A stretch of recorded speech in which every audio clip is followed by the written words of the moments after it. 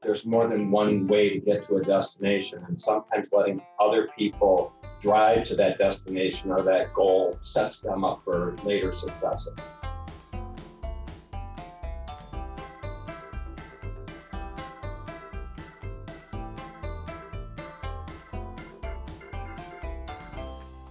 Welcome to Friday 5 with Dave Adams. I'm really looking forward to this conversation with my friend Dean Trudeau, who is the CEO of Public Service Credit Union. Dean started at the credit union, which at the time was Wayne County Credit Union, in 1984 as a part-time computer technician and operator. He quickly advanced to operations manager and COO, vice president, and became CEO in 1994 at the young age of 36. And so Dean will share with us his perspectives on leadership, having started out as a relatively young man, what he's learned, how he's been mentored, how he approached mentorship, and talk about the credit union difference and many other things. But Dean also serves on many boards, including the Michigan Credit Union League board, where he was just recently elected as vice chairman. He serves on the CU Solutions Group board and is treasurer of the Metro West chapter of credit unions. Lots of other committees and boards, including he's a board member of the City of Romulus Tax Finance Authority, chairman of the Romulus Brownfield Development Authority, treasurer of the Public Safety Commission, and a board member of Member First Mortgage. He's also on the DIFS Advisory Board. I don't know where he finds time for his personal interests, but we'll hear a little bit about those as well. I'm sure you're going to enjoy the conversation with Dean Trudeau. Well, Dean Trudeau, welcome to Friday 5 with Dave Adams. I've been looking forward to this conversation. Yeah, I'm sorry I put you off for a few weeks. I didn't mean to do that, but nothing's normal anymore. No, for sure. It's great to have you on the program. I know everybody who watches and listens is going to enjoy getting better acquainted with you. You've been around the Michigan credit union movement for many years and have a lot of good friends in our industry, and I'm glad to be counted as one of them. Let's kick it right off and have you talk about that credit union career. How did you get started in credit unions, and maybe talk about your career thus far? You know, it was kind of a fluke. I didn't really intend to get involved in credit unions. I was working as an office manager in a air supply company at the time, and my boss was good friends with the vice president of what was then Wayne County Credit Union. So I had just had my first baby. I needed the extra money. And he knew I went to school for computers, you know, and he thought I was extremely more proficient on it, which I wasn't. But so I worked part-time in the evening at the credit union for the extra money, and it just grew from there. And so back in the days of punch cards and vacuum tubes. Well, the vacuum tube was absolutely correct. The computer room at that time was, you know, it had the huge air conditioning system where you couldn't hear yourself think, and it vibrated like 18 washing machines in a row. So it was an old Burroughs system. So, well, I often tell people about my early 80s experience when I first started out, when PCs were just arriving on the scene, and the world changed rather dramatically from then on. Yeah. So continue on. What came next? So it just from there, you know, actually the vice president that hired me at that time, you know, everybody wore multiple hats in the credit union, but he was like their chief computer guy at the time. And when he left the credit union, they needed someone full-time on the computers. So I was hired in full-time on the computers. And it was actually a pretty short path. I became operations manager, and then COO, vice president, and then CEO. And it came much too quickly. So, you're still a young man, but you were very young when you took over as CEO. I think I was 36. Yeah. I remember making the 40 under 40 with cranes at that time. And I was thinking, why are they celebrating this? You know, I'm old. I didn't feel young at the time. Boy, and the growth of the credit union. What's that? The growth of the credit union has been phenomenal, right? It has. You started out how small, and what are you at today? We were about 23 million then, and we're just knocking at 400 right now.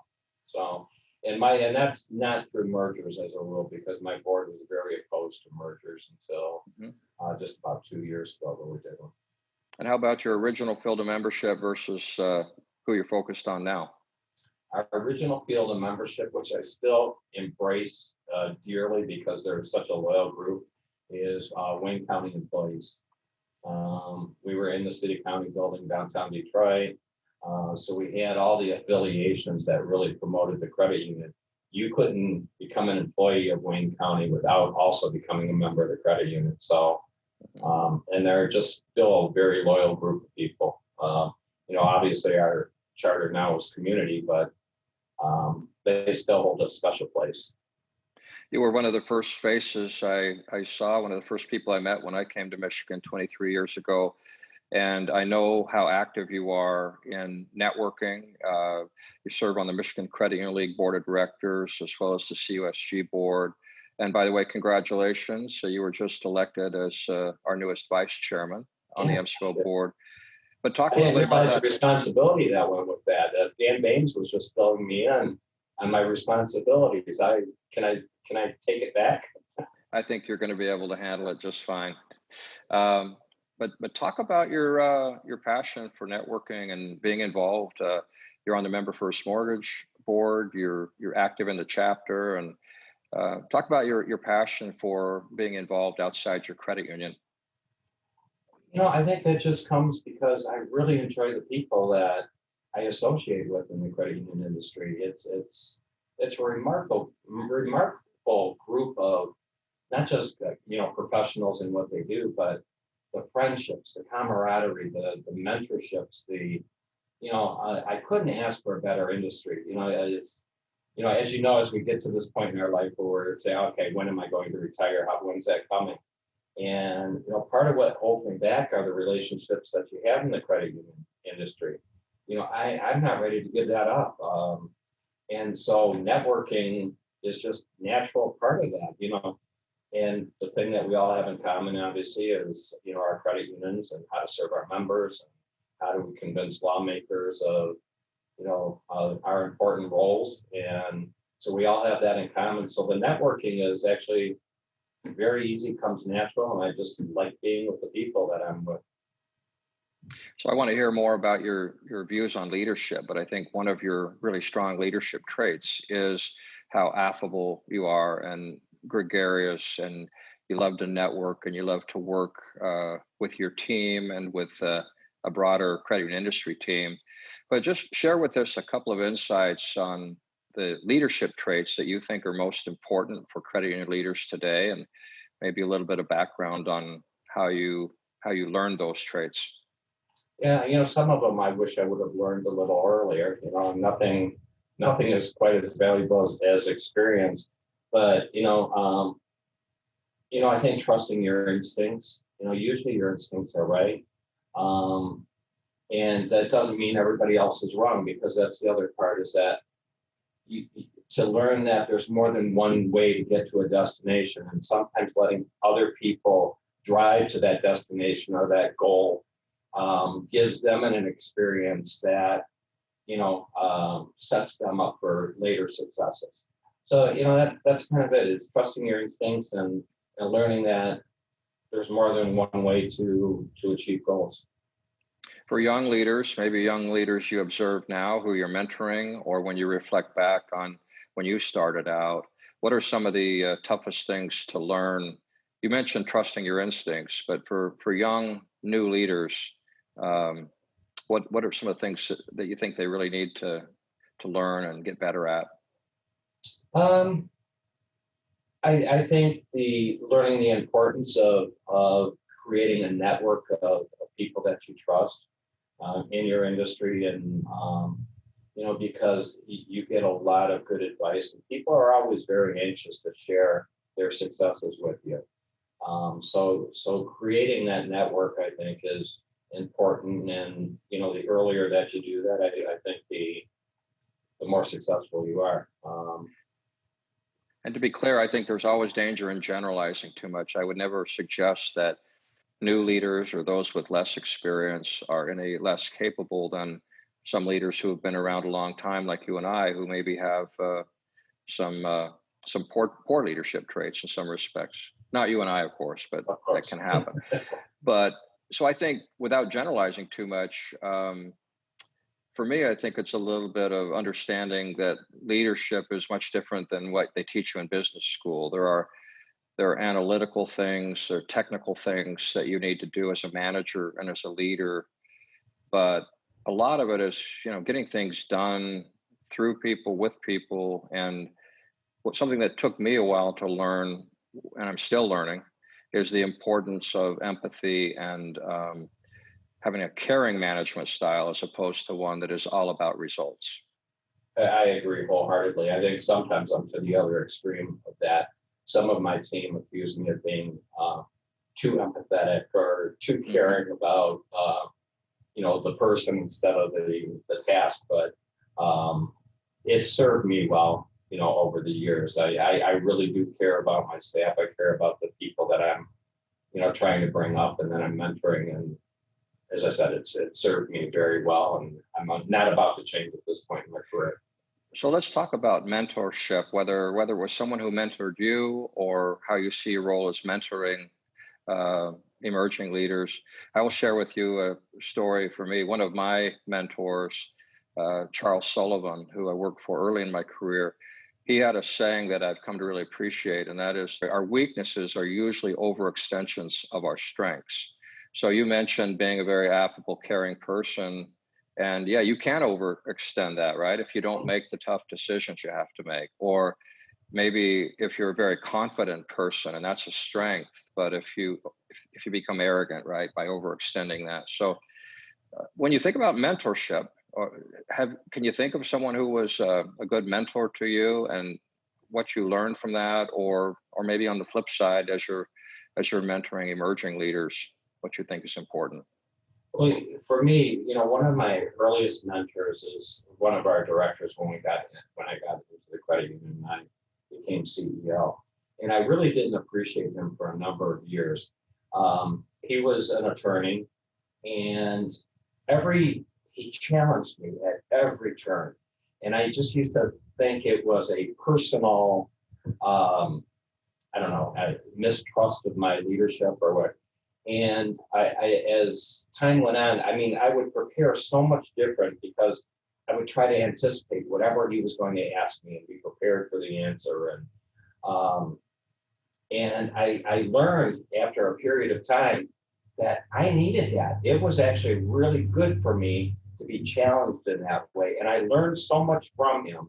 And when he actually stepped down from the board, I found that I got very lackadaisical in my preparation because nobody else was going to challenge me as he did. So he was a tremendous mentor in that. So I try to use that with people I'm attempting to mentor is to challenge them maybe a little bit beyond their comfort levels.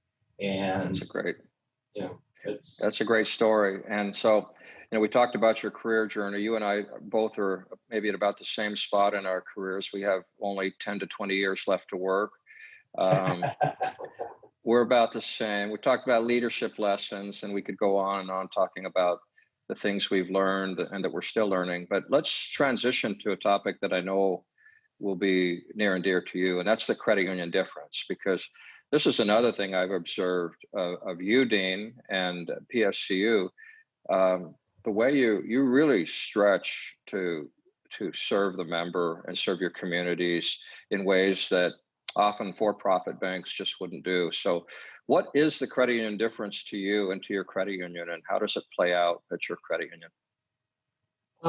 Well, to me, it's, finding the right solution for every member, and not every solution that we have is profitable for the credit union. I'll use our Focus Hope branch that we had down in Detroit. That branch will never be profitable. I never expect it to be profitable, but the community that it serves around Focus Hope, it needs us to be there because there really isn't anybody else there for them. So, and I look at it the same way with each member that comes through the doors. We have sales expectations, of course. We all had to get to that point, but I don't want anything sold to a member that isn't going to help them financially, isn't a product that they need, And I just think I don't think banks operate that way. They're looking at the profit of the bottom line, and not that that doesn't have a strong value, but that should not be our motivation. And for our credit union, it absolutely is not. So when you execute on service delivery and really caring service delivery, meeting the needs of your members, the numbers probably just take care of themselves. But here we are in another difficult economic cycle because of the pandemic and the economic shutdown and trying to get back to some form of normal.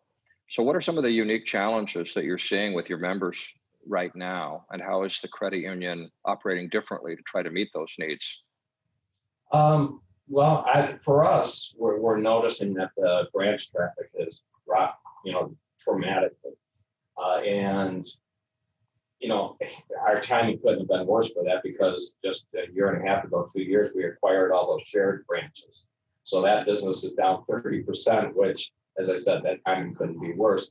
So, but what we're having to do to serve our members is how can we have the most robust and easy remote system, be it mobile, be it, even just calling in, what we used to maybe charge for when they called in, we changed, we don't charge for anymore. But just allowing members to still have access to credit union and the services without coming into the branches. That's been a big modification. And then on the other side is, how do you staff internally to have the people here that you need, yet still adhere to COVID restrictions? And, so like everybody else, learning to work remotely.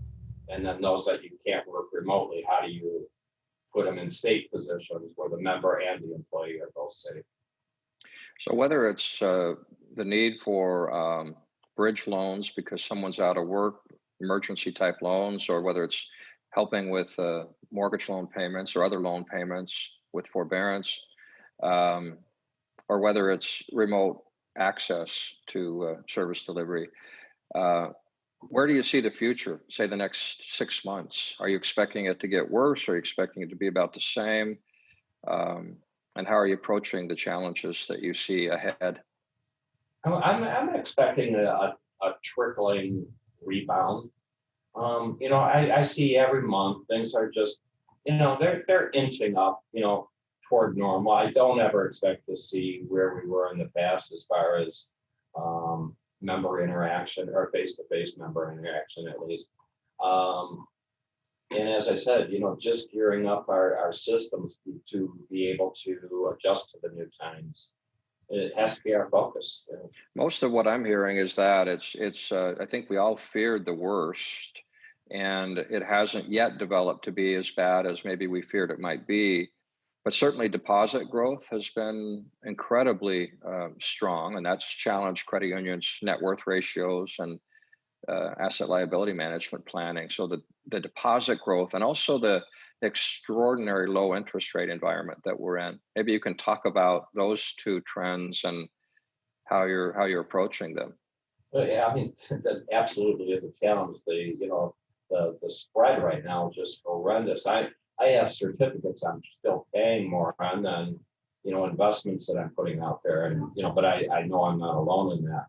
Our philosophy at not holding any mortgages maybe a year and a half ago has changed dramatically, because that 2.8% mortgage now is looking awfully darn attractive. So we changed that way. I was just looking at some investments that we were purchasing just the last few days. I'm looking at 0.43. I'd almost just assume put it in the bottom drawer. It's just not. It's just not worth it. So and that's true for your members as well, right? And so credit unions are here to try to provide a safe haven for the money, but you can't pay much on those deposits. No, and I feel sorry for a lot of our elderly members, and we still have a good deal of elderly members, and like most credit unions, they're the larger depositors. Who rely on that interest income to subsidize their income in retirement. And there is no subsidy right now coming in from, interest income. Yeah. And I feel like, unlike other cycles where deposit growth has been strong, or when credit unions on a one-off basis have had strong deposit growth. You really don't have the luxury of adjusting your rates because they're already so low. It seems to be more of a systemic trend where people are looking for a safe place to put their money other than stocks and bonds and mutual funds and such. So there's the interest rate environment, there's deposit growth, but if there's a counterbalancing positive, it's probably the unprecedented strong mortgage loan volumes that come with the low interest rate environment. Has that been an offsetting positive for you this year? It has. I mean, there's definitely a lot of activity in that area. So that's helped. Yeah, and actually, I'm surprised the direct loan market right now is surprisingly very strong. When we compare ourselves to where we were a year ago, our direct loans and our indirect loans are outperforming, the same period last year. So that's a nice surprise. The yields are lower, but again, they're still better than I can get in the market. So if you had to just think of one or two things right now in this environment where credit unions ought to be able to excel in serving member needs, what might one or two of those areas be that are unique? We talked about refinancing mortgage loans and helping provide a safe place for deposits, but are there other unique opportunities that maybe credit unions have right now? I think that, reaching out to your members right now, and we've been doing a good number of that from having our employees reach out to members and just kind of getting a sense for where they are right now. Is there anything we can help you with? Is there, anything you're unsure of with your accounts and we found that to be very rewarding. And I've gotten a lot of very positive feedback from my members for expressing their concern. So I think that's a good opportunity. That is a great one. And, we ride our service mantra, and we understand the trust that members have in credit unions. It's a big differentiator. So that's a great piece of advice. This is a time where I think so many consumers would appreciate some outreach just to say, hey, we're here if you need us, and here are some things that we might do to help you. That's great advice. So Dean, let's shift to talking a little bit about the personal side. What are some of your personal interests, hobbies, passions when you're not working so hard at the credit union? I'm never not working hard at the credit union, so there's no room for the person. Just between you and me, come on. Okay. No, I mean, I love, this time of year, summer, actually the warmer parts of the year. I love summer. I love boating. I live on the water, so I really like to take advantage of that. I love water sports, but my real passion and the common passion with my wife is travel.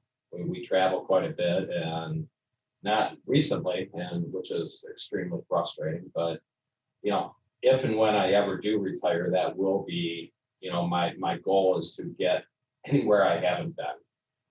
Yeah, I remember seeing in your bio that you count 30 countries that you've been to. Yeah, at least 6 continents, but 5 states you have not yet visited. Can you name a few of them? And I haven't been up to the Washington, Oregon.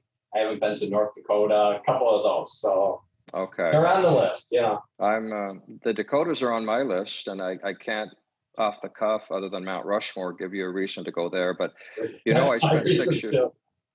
Yeah, I spent 6 years of my life and career in Washington State. Mm-hmm. So beautiful country up there, and that's something you need to put on the list when we get back to normal. Oh, it's definitely on the list. Well, Dean, it's been great talking with you, getting more familiar with your career journey, your leadership perspectives, and I always love talking about the credit union difference and ideas for how we can capitalize on doing even more than we're doing for consumers. And it's great to learn more about your personal interests as well. Thank you for being on Friday 5 with me. I really appreciate it. Well, thanks for doing it. You made it very comfortable. It's always great to sit and talk to you. You're a great inspiration. You're a great leader. You make all of us want to do better, and you're great at sharing the successes of others and your own successes that kind of encourage all of us. So thanks very much for what you do. Dean Trudeau, that's very kind of you. I appreciate that very much. And thank you again for being on with me. It was a lot of fun. Thanks for having me. Take care. Have a good weekend. Well, I hope you enjoyed that conversation as much as I did with Dean Trudeau, CEO of Public Service Credit Union. Now, Dean is a person I've known for a lot of years, and when I talked to him about leadership, I was really appreciative of his perspective on the importance of trusting instincts. I know from my own personal experience as a leader that sometimes, out of necessity, we rely on analytics and analyses to help make decisions, but every once in a while, it just really pays to make sure that you're following your instincts as well as relying on that detailed information. I also appreciated the conversation about mentorship, what he learned from his mentors and how he's applying that to helping emerging leaders in his sphere of influence.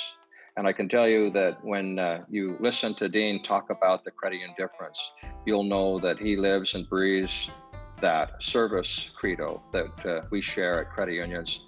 And his credit union certainly understands the importance of staying focused on their field of membership and the communities they serve to truly make a difference. So thanks again to Dean Trudeau for sharing those perspectives. It was a great conversation on Friday 5 with Dave Adams.